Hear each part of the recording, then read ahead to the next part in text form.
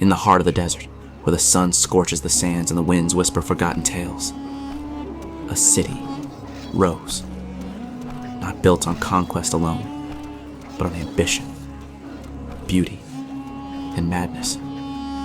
They called it the Hanging Gardens of Babylon, a miracle forged not from myth, but by my hands, stone by stone, fountain by fountain. Where other lords raised towers of war, I sculpted paradise. Marble terraces kissed the sky. Water cascaded down emerald vines, while courtyards bloomed with color against the lifeless gold of the dunes. My city was alive. But paradise, dear listener, is fragile. The scent of roses masked the stench of ambition. And in my gardens, I planted more than flowers. I planted eyes, golden eyes, burning eyes, lions, not the tame beasts of a traveling show. Number. These were creatures of fury and fire, born in the cradle of ancient gods, fed on fear and forged in solitude. While others trained archers, I tamed kings of the wild, and they obeyed only one voice. Mine. As the moon bled silver over Babylon's domes, drums echoed from the horizon. A coalition of jealous lords hungry for the crown I never sought but always wore.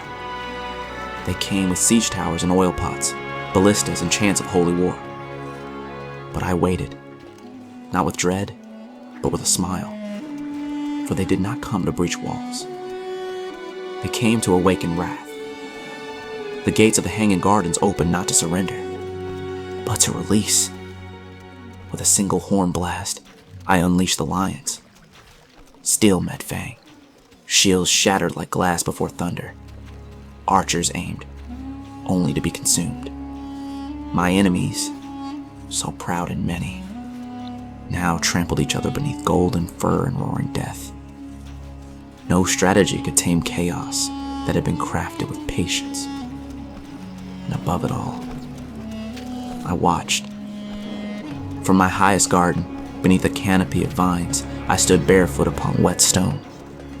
The scent of jasmine mingled with the smoke of war. My city did not fall. I fed on them. Their fear watered my roots. Their screams echoed through the aqueducts like distant songs of tribute. When dawn broke, the sands were still. Not a single enemy stood. The Hanging Gardens remained untouched. Eternal. My lions returned, blood-drenched and victorious, lying among the lilies like gods at rest.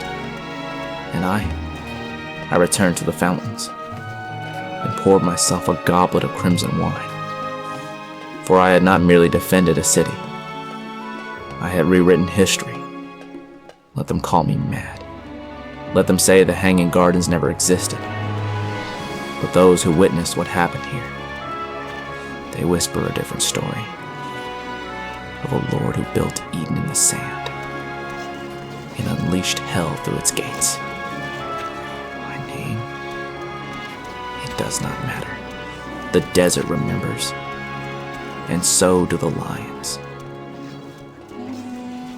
And so, after the lions had ravaged the city, they walked proudly through the ruins. The sky darkened with smoke rising from the burned towers. Yet the Hanging Gardens of Babylon still stood tall. Those magnificent gardens once symbolized peace. Peace imagined by kings far from the cries of war. But now, only ashes remained where dreams once bloomed.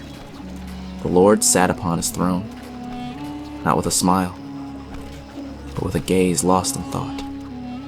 This victory wasn't won by sword alone. It was earned through cunning, patience, strategy, the raw power of nature. The lions had become his army. The gardens, his trap. The enemy had fallen for beauty, unaware that behind it hid their doom. Over time, the tale became legend. Travelers spoke of this city conquered by lions. Some dismissed it as myth. Others, upon seeing claw marks etched into ancient stones, felt a chill down their spine. Years passed. The ruins of Babylon were swallowed by the sands. But one thing remained unchanged: the Lord's name, carved in stone. The man who turned nature itself into a weapon of war.